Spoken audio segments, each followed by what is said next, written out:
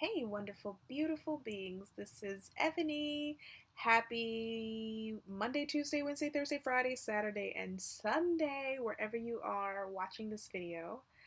I wanted to make a really vulnerable video about my issues with control, and more specifically, my issues with controlling other people. And if it's something that you're interested in, feel free to go ahead and stay tuned for the video. So let's dive into it. A couple of months ago, I met a wonderful being that I had a lot of lust for, and I really, really liked them. And so we built up a talking conversation, a talking relationship. We never really defined what we were doing, whether it was dating or what we were doing, but in reality, what we were doing was getting to know each other and building a connection. And so in that process, I learned a lot about my capacity to love another person and what that looked like. It had been, let's see, it's been about it's been about 4 years since my last relationship. And in that relationship, I was with someone that I loved and cared for, and we were together for many, many years. And so I have been single since then, and I had not been interested in dating anybody, just kind of getting to know people and seeing if they were a match to move forward. And I'm the type of person that whenever I meet someone, before I even put a label on it or a title or commit to it, I want to get to know you. I want to build some sort of connection and some foundation that we can move forward on. So, me and this wonderful being decided we would get to know each other just by way of play, through sexual play, through hanging out, through food, through deep intellectual stimulating conversations. And it was really, really good. And there were many things that I enjoyed about this person. However, we're not talking together. We kind of decided it was best for us to move into our own separate directions. And the reason for that is because of our personalities just didn't match up, and there were certain things that we both needed that we weren't able to supply for each other in the moments.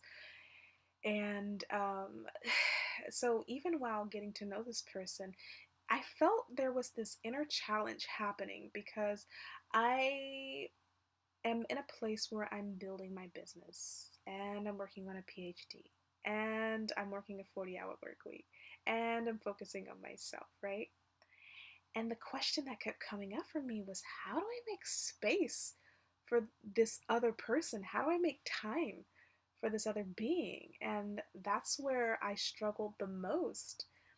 And I've heard from other people, oh, if it's the right person, then you don't have to worry about making time for them. It'll just flow. And while I may agree with that, that's great and all, but it still requires a lot of work to really truly connect on a deep level with a person and finding time for that other being.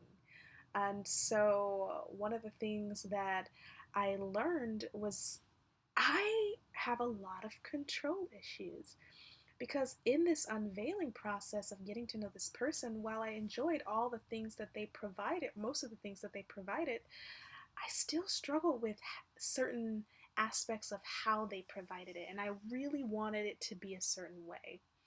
And so I did this thing where I watch myself. I watch myself as if I'm watching a movie. So I watched myself interacting with this person, and I was always very mindful and very conscious of what I was saying and very present with my feelings so that I could communicate my needs and my feelings with this being and whatever was coming up in whatever fashion or form. And while I felt that I was able to do that pretty well, because that was something I had been practicing, I also wasn't aware of the control issues going on inside of me, which was I expected this person to be exactly like me. And I know that's a little bit naive. However, I didn't realize that that is not always necessarily the case, right? So I expected this person to be very mystical. I expected us to have the same spiritual beliefs and how humanity should rise up in our consciousness and blah, blah, blah. And while we held similar core values, there were a lot of things that just didn't line up, and I just couldn't understand it. And so a part of what I started discovering in myself was, this just doesn't feel right. I should probably move forward because we just don't share the same spirituality. And while that may be true, that was my boundary and it's okay. But what I was learning on a level that I didn't necessarily realize at the time was that I was being awakened to the control issues that have been lying inside of me for some time, which is when I am around other people, I tend to expect the person to act a certain way, to respond to me in a certain way, to communicate in a certain way, to have very similar beliefs and interests than I do. Otherwise, if that is not the case, then what I've done in the past was just I'll cut them off and not continue moving forward with them. And I got some beautiful people in my life who were able to help me go, Ebony, no, that's not typically what you need to be doing. Like, what is it about other people that you can allow and accept, and why put them in a box before you're able to truly get to know them? And that question stuck out in a big way. I was like, I'm not putting people in a box, am I? And I had to really think. I was like, yeah, I actually am putting people in boxes before I even meet them or connect with them. And how many of you can relate to that? As someone who's grown up with a lot of fear and anxiety, and I still deal with it in many different areas, um, protection has been the biggest key for me. Protecting myself, protecting my autonomy, protecting my voice, protecting my space, etc. And that also includes protecting the people that come into my life. And while I thought that these methods were healthy, and they have been very healthy for me in the time period, and they don't serve me that well right now, because if I'm trying to move forward and getting to know a new being, I need to, a thing that I'm trying to do is let go of the box that I'm putting people in right before I meet them. And when I say let go, I'm not necessarily dropping the boxes and the boundaries. What I am doing is saying, okay, the stories that I've created in my head about how this person should show up into my world, I'm letting that part go. And that requires an act of surrendering. And it is hard because I've had these built up ideas that, whoever I'm going to be with, in the future, we're going to do these spiritual engagements together. We're going to host meditations and mindfulness courses, and we're going to teach, and we're going to just heal the world and change the world together, right? But what if that's not what we were meant to do? What if that's just a story that I put on myself to make that other person be that way? I believe that I used to have this story that this person should meditate like I do. They should be an advanced meditator. We should be able to meditate for hours, because I meditate for hours. And, all these different stories that were ridiculous. And while they serve me well to begin with in the past, they don't serve me well in how I'm evolving right now. And so I have been learning how to surrender to the other person's process, which basically means that whatever the other person's life is like, how they live their life, what they do, what they are into, who they hang out with, has nothing to do with me. It is not my business. So, why then do I attach my story to their process? You've all heard the phrase, you can't control another person. Well, you really can't. And even though in those ways, I thought that those ways were pretty normal, I'm like, yeah, well, why wouldn't I want to be with another person who can do all these things the way that I can, and be spiritual the way that I am, and all these other things, and blah, blah, blah. But what the reality was is that I had these little subtle micro control stories playing in the back of my head, reminding me that this person is under my control. And if they fuck it up at any given moment, then I'm going to press delete and move away from them. Because that's what I have done in the past. So if you're out there and you're in these relationships, it doesn't matter if it's an intimate romantic relationship, it's a friendship, a parent-child dynamic, a coworker, employee supervisor, whatever, business partner relationship, it does not matter. Whatever relationship you're in with another being or multiple beings, really be curious about the reasons you have the stories for expecting that other being or other beings to be who you need them to be. And why do you press so hard? You only have two options, right?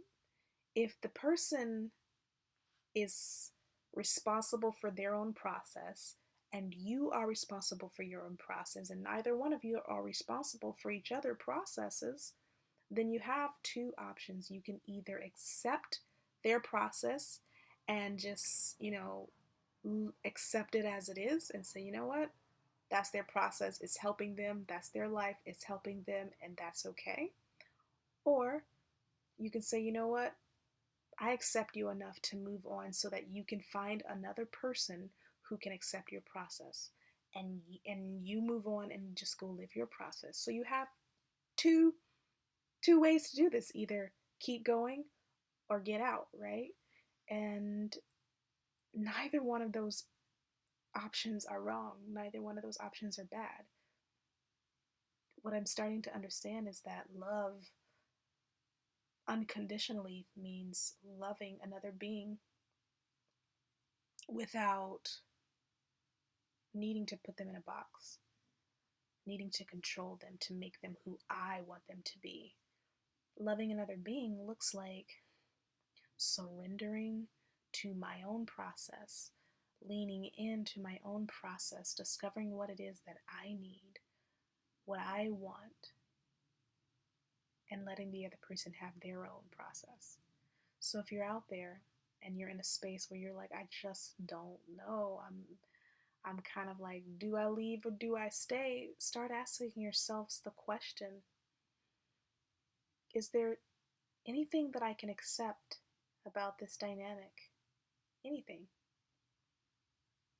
And does that, and do those things outweigh um, your judgments around needing that person to be who you think they should be?